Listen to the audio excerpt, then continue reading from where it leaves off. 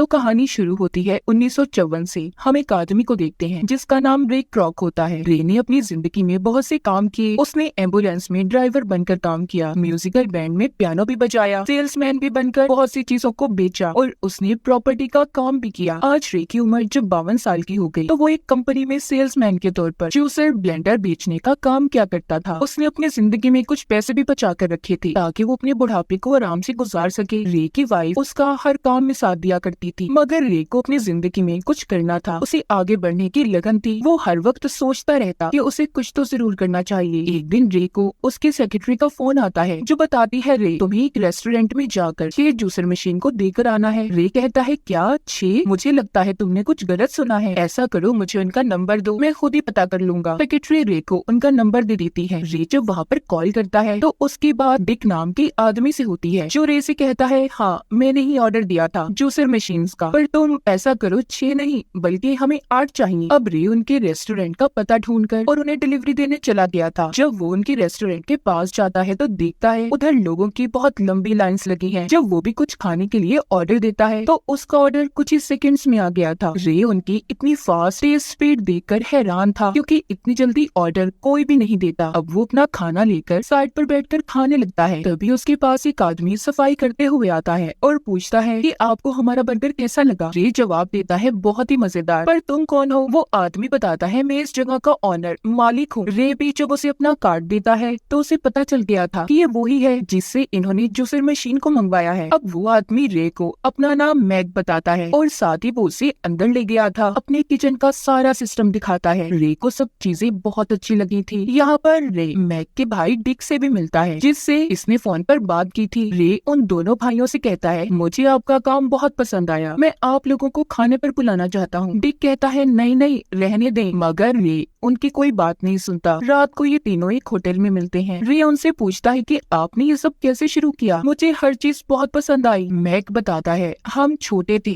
और बहुत भूखे, हमारे शहर में नौकरियों की कमी थी, इसलिए हम हॉलीवुड आ गए, मतलब फिल्मी दुनिया में जहाँ पर फिल्में बना करती थी। हमने उधर ट्रक ड्राइवर का काम शुरू किया और कुछ ही दिनों में बहुत से पैसे कमा लिए। फिर हमने उन पैसों से एक थिएटर खोलने का सोचा, मगर उस वक्त साल में 1 या 2 मूवीज ही रिलीज होती थी तो हमें नुकसान भी हो सकता था। तब हमने एक छोटा सा रेस्टोरेंट खोलने का सोचा, लेकिन वो शहर छोटा था, लोग भी कम थे, तो इसीलिए उधर हमारा ये काम भी न चल सका। फिर हमने सोचा कि क्यों ना एक बड़े शहर में अपना रेस्टोरेंट खोला जाए, मगर हमारे पास इतने पैसे नहीं थे, तो इसलिए हमने अपने उसी छोटे रेस्टोरेंट को उधर शिफ्ट कर लिया। हमने उसका नाम मैकडॉनल्ड्स रखा। जी हाँ, वही मैकडॉनल्ड्स जो आज पूरी दुनिया में फैला हुआ है। शुरू में तो हमारा काम बहुत अच्छा चला, मगर आहिस्ता आहिस्ता हमारी सेल कम होने लगी। उसकी वजह ये थी कि हमारा रेस्टोरेंट दरअसल ड्राइविंग रेस्टोरेंट था, जहाँ पर लोग अपनी गाड़ी में ही बैठे ऑर्डर करते और चीज उनके पास आ जाती, लेकिन हमारे ऑर्डर को यहाँ पर देर होने लगी। मैक बताता है कि उस वक्त हमारे मेन्यू में 27 आइटम्स थे, मगर हमें इस दौरान पता चला कि हमारी ज्यादा बिकने वाली चीजों में बर्गर, फ्राइज और सॉफ्ट ड्रिंक्स हैं। फिर हमने पेपर पैकिंग करना शुरू की और बर्तनों के झंझट को खत्म कर दिया। फिर हमने ये शुरू किया कि लोग आएं और अपना खाना लेकर जाएं, लेकिन हम ऐसा कुछ करना चाहते थे कि उस चीज में हमारा आइडिया हो, इस बारे में किसी को भी कुछ न पता हो। हमने अपने कस्टमर्स के लिए ये सोचा कि हम उनको ऑर्डर 30 सेकंड में पूरा कर दिया करेंगे, जो हमारे लिए बहुत मुश्किल था, पर हमने किया। हम अपने सभी एम्प्लॉयज को एक जगह पर ले गए जहाँ पर हमने अपने किचन का डिजाइन बनाकर अपने एम्प्लॉयज की प्रैक्टिस करवाई। पहले तो हमें वक्त लगा, लेकिन हम जल्दी कामयाब हो गए। फिर हमने अपना किचन बिल्कुल वैसे बनवाया, लेकिन ये प्लान भी हमारा फेल हो गया। जब लोग हमारे पास गाड़ी के हॉर्न देकर डिलीवरी मांगने लगे तो हमने कहा आपको खुद आकर अपना ऑर्डर देना होगा, तो आधी से ज्यादा कस्टमर तो हमारे पास से ऐसे ही चले गए। फिर हमने सोचा कि पुराना तरीका ही ठीक है, लेकिन उसके लिए अब हम दोबारा से सब नहीं कर सकते थे, इसीलिए हमने दोबारा से ओपनिंग करने का सोचा ताकि लोगों को हमारे बारे में पता चले।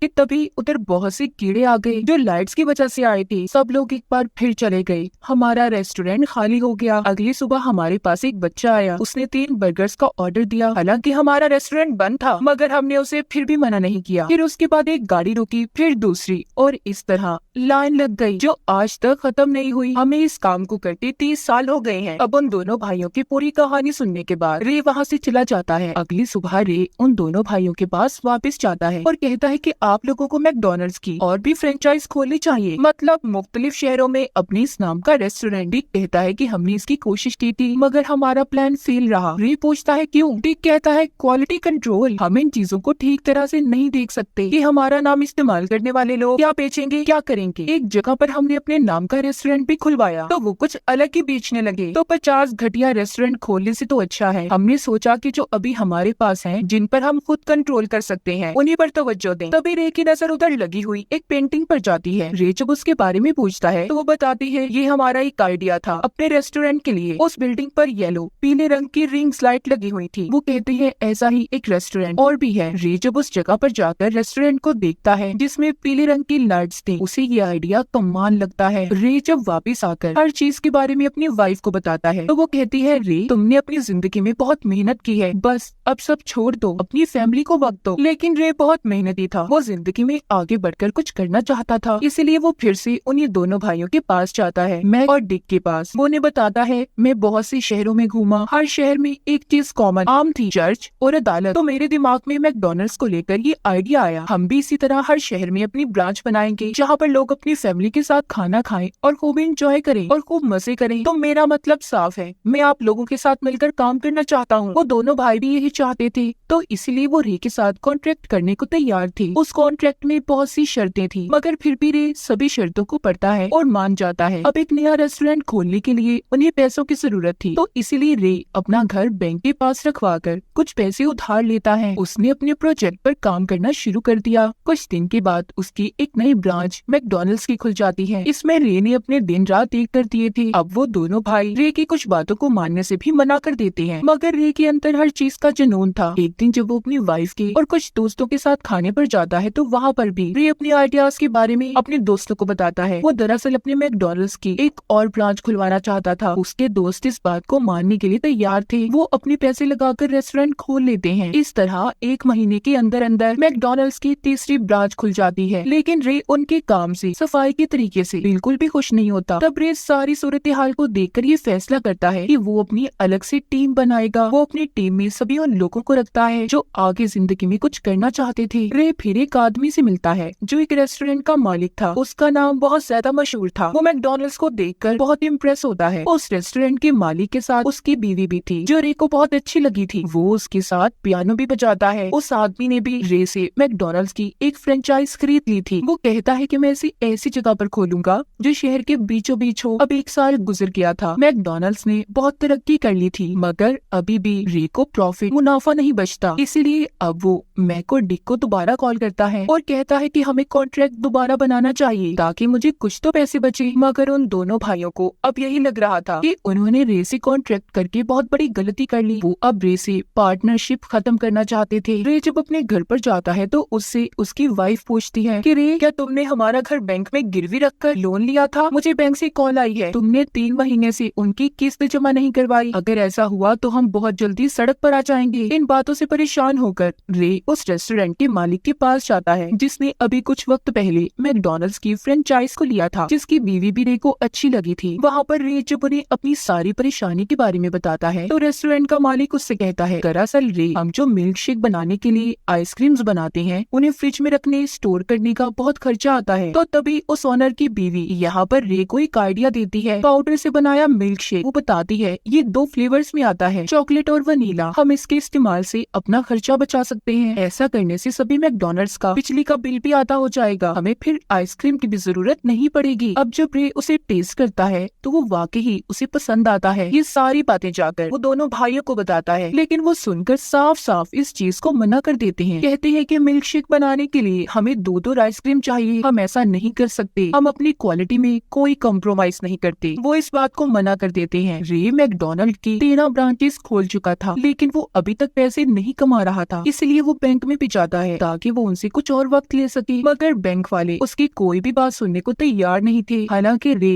अपनी मजबूरी के बारे में भी बताता है, लेकिन वो उसकी कोई भी मदद नहीं कर सकते थे। तभी वहाँ पर एक आदमी बैठा रे की सारी बातें सुन लेता है। जब रे बैंक से बाहर आता है तो वो आदमी उसका पीछा करता है और रोककर कहता है, मैंने तुम्हारी सारी बातों को सुना। अगर तुम इतना अच्छा बिजनेस करके भी पैसे नहीं कमा रहे, तुम्हें कोई मुनाफा नहीं बचता, तो तुम कुछ तो गलत कर रहे हो? मैंने मैकडोनल्ड को देखा, वहाँ पर कई बार खाना खाया, मुझे समझ नहीं आ रही तो तुम गलती कहाँ पर कर रहे हो? अब वो आदमी रे के साथ उसके ऑफिस जाता है और उसके कॉन्ट्रैक्ट पेपर्स को पढ़ता है, जिसे पढ़कर रे से कहता है, देखिए आपको अपने बिजनेस में अगर कुछ बदलाव लाने हैं तो आपको अपने पार्टनर्स मैक और डिक की इजाजत लेनी होगी। आपके कॉन्ट्रैक्ट में यही लिखा है। अच्छा, जब आप किसी को अपने मैकडोनल्ड की ब्रांच खोलने देते हैं तो क्या करना होता है? रे बताता है, जिसको हमारा नाम चाहिए वो आदमी जमीन खरीदता है और रेस्टोरेंट बनाता है, फिर हम उसे 20 साल का मैकडोनल्ड फ्रेंचाइज लाइसेंस देते हैं, साथ ही साथ हम उन्हें ट्रेनिंग देते हैं, अपनी मशीन्स के बारे में इस्तेमाल भी बताते हैं। वो आदमी रे की सारी बातें सुनकर कहता है, नहीं, इस तरह तो आप कभी भी ज्यादा प्रॉफिट नहीं कमा सकते। आप ये काम क्यों नहीं करते? आप खुद ही जमीन खरीदें और फिर जो आदमी फ्रेंचाइज को लेना चाहता है उसे आप किराए पर दें। इस तरह आप उस किराए से और भी जमीन ले सकते हैं, तो आपका बिजनेस भी बढ़ेगा। और अगर वो लोग चीजों की क्वालिटी अच्छी नहीं रखते, आप उनके लाइसेंस को कैंसिल कर दें और फिर तो आपके पार्टनर्स मैक और डिक सब आपकी मुट्ठी में होंगे। रे कहता है, तुम्हारे कहने का मतलब अगर मैं ऐसे करूँ तो दोनों भाई मैकडोनल्ड के मालिक नहीं रहेंगे? वो आदमी कहता है, हाँ ऐसा ही है। अब रे उस आदमी की बात को मानकर एक और कंपनी खोलता है, जिसका नाम वो फ्रेंचाइज रियलिटी कॉर्पोरेशन रखता है। जब ये बात मैक और डिक को पता चलती है तो उन्हें बहुत गुस्सा आता है। वो फोन पर रे से कहते हैं कि तुम मैकडोनल्ड में कुछ भी नहीं बदल सकते। रे कहता है, मैं कुछ भी नहीं बदल रहा, वो सब आप ही करेंगे, मगर मैं बाहर ऊपर नीचे क्या हो रहा है सब मैं तय करूंगा। रे को इस तरह बहुत से इन्वेस्टर्स भी मिल गए थे। वो पाउडर मिल्क शेक भी बनाना शुरू कर देता है। जब इन सब के बारे में मैक और डिक को पता चलता है तो वो कहते हैं, देखो तुम गलत कर रहे हो, तुम किसी भी चीज में हमारी इजाजत नहीं लेते। रे कहता है, मैं तुम्हारे हुक्म पर चल चल कर थक गया हूँ, तुम मेरी तरक्की में रुकावट बनते हो, मैं तुम्हें कुछ भी कहूँ तुम साफ मना कर देते हो। इतना कहकर उसने फोन को बंद कर दिया था। इस तरह रे अपनी मर्जी के मुताबिक चलकर मैकडोनल्ड की बहुत सी शाखों को खोल लेता है। जब इन सब के बारे में मैक और डिक को पता चलता है तो वो रे से कहते हैं कि तुमने हमारे आइडिया को चुराया है, सबसे फास्ट बेस सर्विस का आइडिया हमारा था। रे कहता है, तुम दोनों कभी भी आगे नहीं बढ़ सकते, तुम तरक्की ही नहीं करना चाहते, तो मैंने ये सब किया। बिजनेस के लिए रिस्क लेना पड़ता है और वो सब मैंने किया। रे कहता है, तुम मेरा कुछ नहीं बिगाड़ सकते। ये बात सुनकर मैक को डायबिटीज का अटैक आ जाता है, क्योंकि उसे पहले ही शुगर थी। मैक को हॉस्पिटल में ले जाया जाता है,